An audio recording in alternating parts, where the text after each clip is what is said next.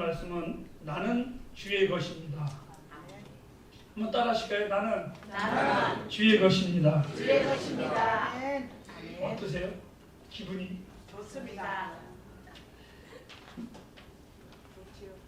성도님들이 전화가 옵니다. 목사님, 이번 주일날은 특별히 휴가를 얻어서 떠나게 되었습니다. 쉼의 계절에 여러분은 어떻게 하나님 앞에서 쉬겠는가? 한번 계획을 세워보셨습니까? 어느 장소도 정하고 어떻게 가야 할 것도 다 계획은 하지만 과연 그 쉼을 통해서 어떤 생각을 해야만 할까? 여러분 묵상해 보시기 바랍니다. 이번 주에 혹시 휴가를 떠나신다면 내가 주의 것이라는 것에 대하여 여러분들 나름대로 한번 묵상해 보시기를 바랍니다.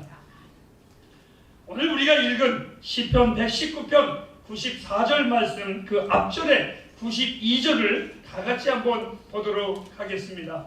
주의 법이 나의 즐거움이 되지 아니하였다면 내가 내 고난 중에 멸망하였음이리이다. 저는 오늘 이 본문의 말씀을 이렇게 받아들입니다. 내가 주의 것이 아니라면 나는 벌써 쓰러졌습니다. 분명 다윗은 오늘 내용을 보면 그는 극심한 고난과 그것으로 인해서 고통 가운데 있었고 그 고통이 시간이 지나면서 그것은 그의 마음속에 두려움으로 변해가기 시작을 했습니다. 이 다윗이 당한 고통이 어떤 고통인지는 우리는 알 길이 없지만 성경에 다윗은 이렇게 말했습니다. 내 고난이라고 표현을 했습니다. 우리가 상담을 할 때 아픈 기억을 자꾸 그 사람에게 묻는다면 그 아픔은 오히려 더 아픔으로 남게 되어 있습니다. 왜 그러냐 하면 사실 저는 그 사람의 아픔이 내 아픔이 아니기 때문에 얼마만큼 아픈지 저는 잘 모릅니다. 마치 이런 것입니다. 나에게 있어서 한번 톡 치는 것은 그냥 애정의 표현이지만 우리 어린아이에게 툭 치는 것은 아픔의 표현이 될 수가 있다는 것이죠. 그것처럼 내가 남의 아픔과 고통을 위로는 할 수 있고 함께 기도할 수는 있지만 그 아픔을 내가 나눌 수 있다는 것은 사실 불가능합니다. 아니 내가 만일 너의 아픔에 내가 함께 해줄게 라고 한다면 이것은 오히려 값싼 동정심이 아닐까 이런 생각도 저는 해보게 되었습니다. 다윗의 고백이 바로 이런 것입니다. 그가 내가 고난을 당하고 있는데 이 고난이 얼마나 크고 아픈지 지금은 두려움으로 변해져 있다. 그런데 이 다윗이 말합니다. 나의 이 고통을 달래주고 나의 이 아픈 심령을 붙잡아준 것이 내 주변에 무엇인가? 그는 왕이었었습니다.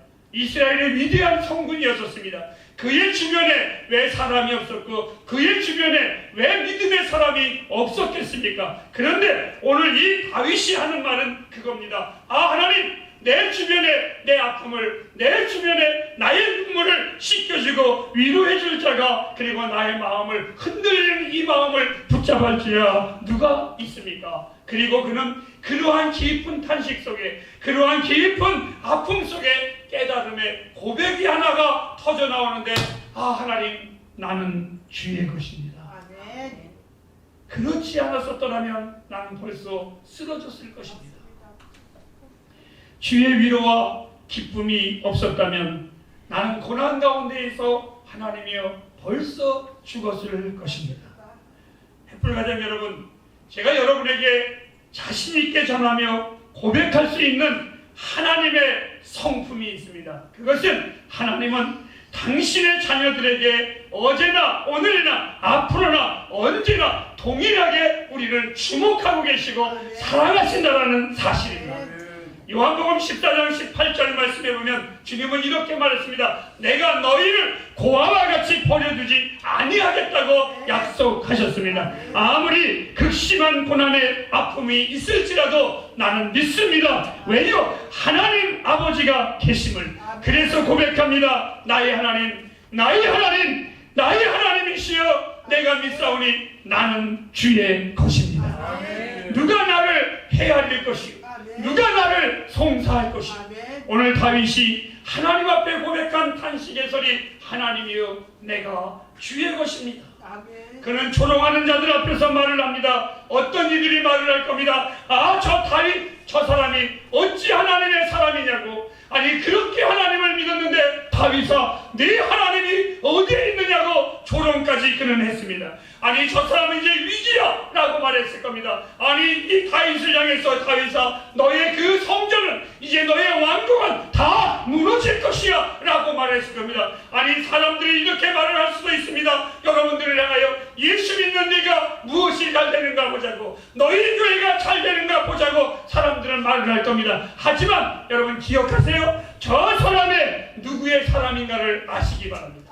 저 교회가 누구의 교회인가를 잘 아시기 바랍니다. 주님의 것이라면 절대로 지역의 권세가 이기지 못합니다. 하나님 살아계시기에 어떠한 문제 앞에서도 나와 여러분들은 두려워하지 마시기를 주님의 이름으로 부탁합니다. 사탄은 나를 주목하지만 믿음의 사람은 하나님을 주목합니다. 악인은 나를 넘어지기를 기다리지만 나는 하나님을 기다립니다. 믿음의 사람은 믿음이 없는 자들은 늘 자기를 바라보고 자기의 자랑과 교만 속에 살아가지만 믿음의 사람은 자기를 보는 것이 아니라 하나님을 바라보고 살아가는 것입니다. 어느 성도가 간증을 하다가 아픈 이야기를 합니다. 지금 내 상황이 진흙탕 속에 빠져있는 아픔이 있습니다. 너무너무나 힘이 듭니다. 내 환경이 진흙탕 속입니다 라고 말했더니 어떤 믿음의 사람이 옆에서 그 사람을 향하여 위로해주는 말을 제가 옆에서 듣게 되었습니다. 아주 강인한 말로 가리킵니다. 그렇다면 성도님, 당신의 환경이 진흙탕이라면 그곳에서 빠져나오지 말고 주께서 구원하실 때까지 기다리십시오. 저는 그 소리를 듣고 있다가 여러분 아닙니다라고 말했습니다. 절대로 그러지 마십시오. 당신의 삶의 진흙 속이라고 할지라도 당신의 영혼은 반석 위에 서 계십시오.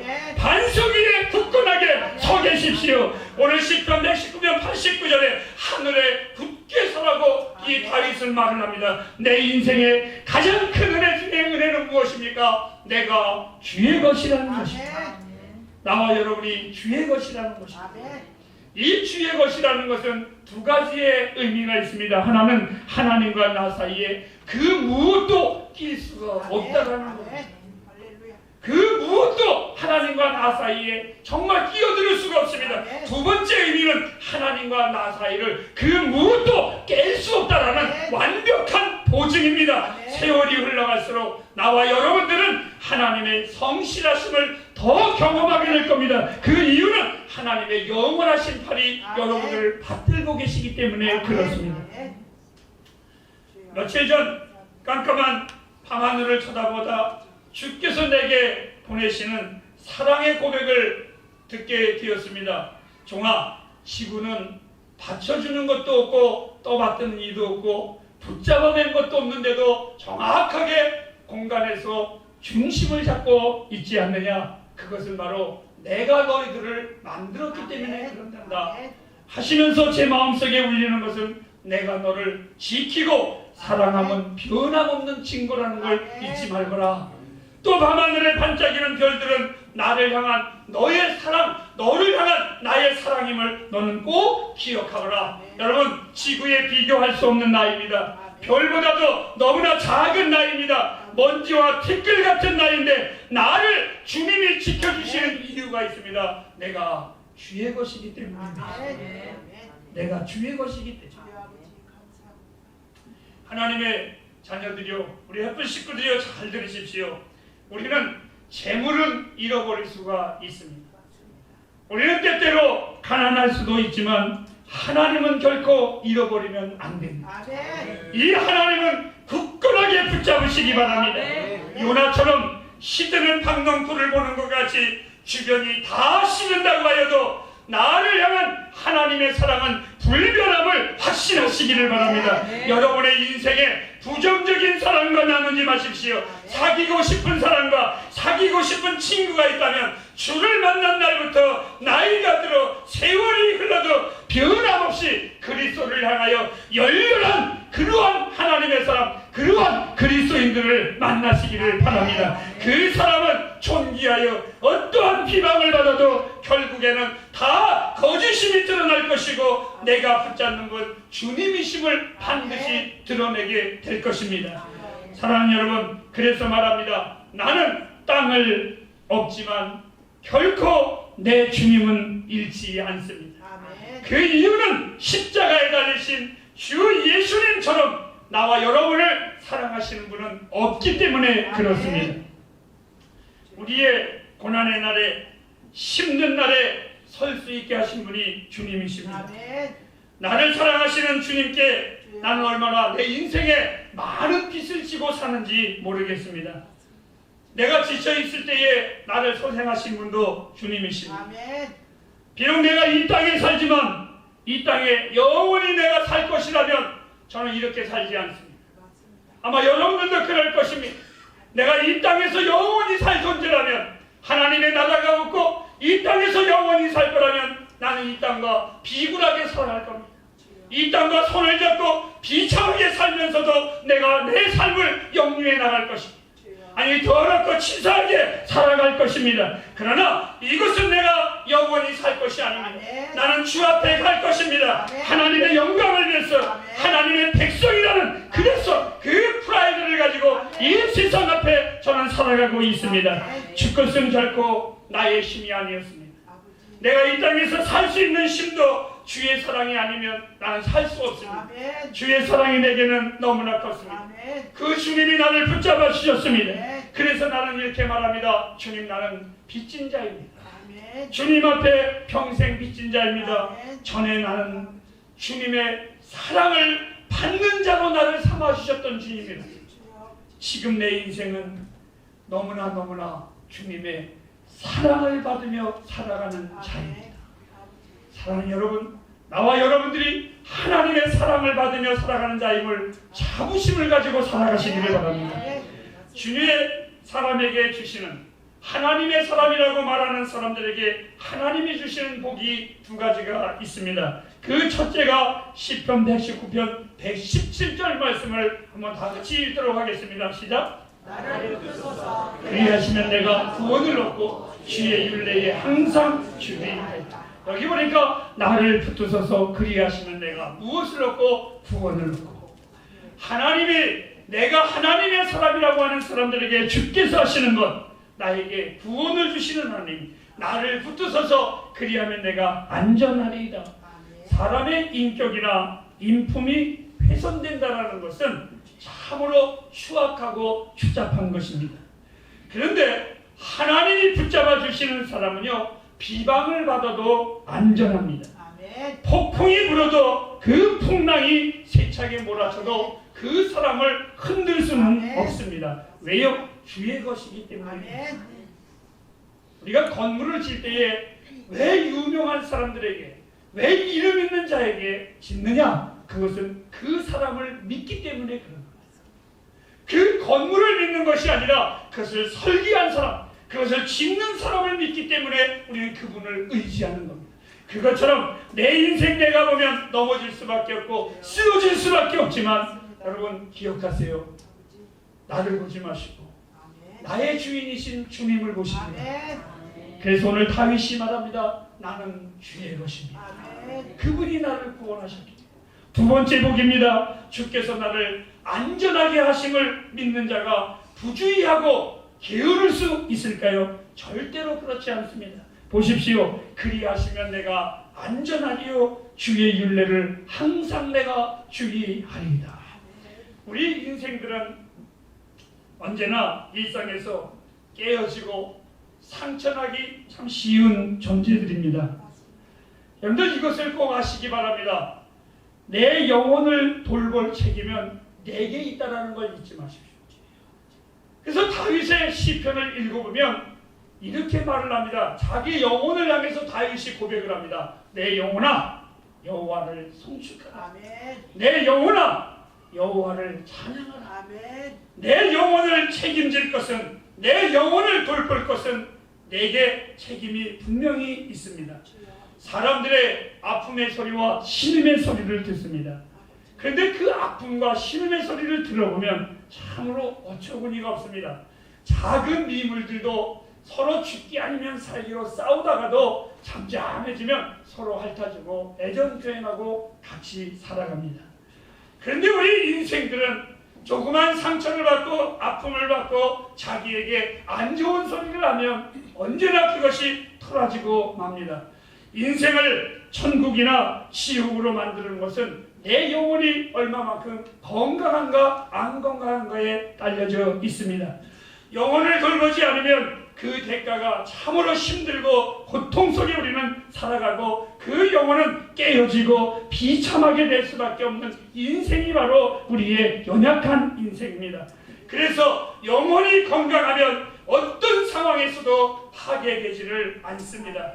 저는 주의 말씀을 의지하라고 여러분에게 소개합니다. 이 하나님의 말씀만이 우리가 의지할 강력한 방패입니다. 이 하나님의 말씀만이 우리의 영원한 반석이 되시는 하나님이십니다. 주의 말씀을 의지하지 않으면 그 사람 깨어집니다. 주의 말씀이 내 영혼에서 멀어지면 그 사람은 넘어지게 되어 있습니다. 주의 말씀을 붙잡는 자는 안전합니다. 보잘것없는 우리의 인생이 안전한 이유는 변함없는 주의 사랑. 주께서 나를 사랑하시는데 어떻게 사랑하시는 줄 알고 계십니까? 여러분, 제가 여러분들을 꼭 기도할 때 부탁이 하나 있습니다. 제가 여러분들을 사랑하는 거 여러분들 잘 아시죠? 어떤 목사가 누구 미워하고 누구 사랑하면서 설교할 수 있겠습니까? 다 사랑하죠. 근데 부탁이 하나 있습니다. 어저께인가 봐요. 우리 이병기 목사님 사위 부부가 저하고 식사를 하게 됐습니다. 밥을 사준다고 오래간만에. 그래서 오래간만에 하지 말고 앞으로 자주 하라고 그랬습니다. 부담 갖지 말고 자주 하라고. 우리 목사님이 무슨 말씀 가운데 이러시더라고요. 요즘에 우리 목사님이 나하고 같이 잘 밥을 안 먹는다.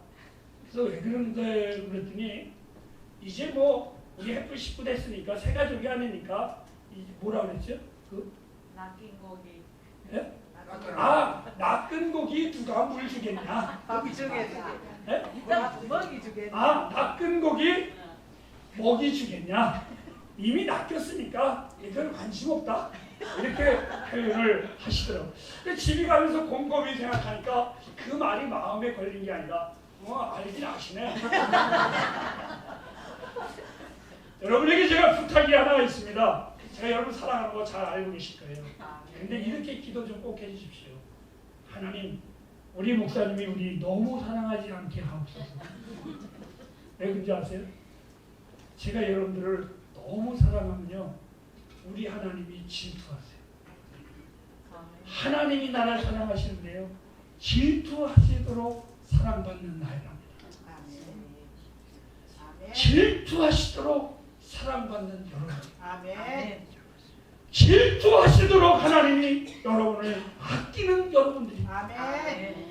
그 사랑을 받는 여러분, 그 사랑을 심는 여러분들입니다. 아멘. 이 하나님의 사랑, 이 사랑 앞에 주문처럼 항상 이렇게 중얼거리십시오. 주님, 나는 주의 것입니다. 아멘.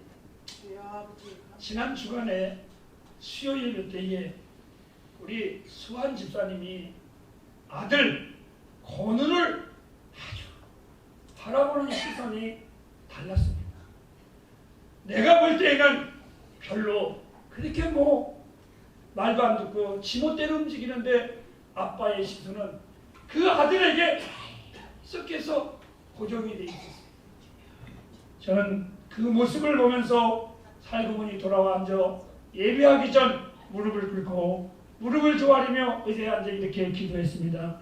하나님, 내 영혼이 혼자가 아니라는 것을, 내 영혼의 한 얼굴이 저 아비가 아이에게 늘 지켜보듯이 하나님이 나를 이렇게 바라보고 계십니다.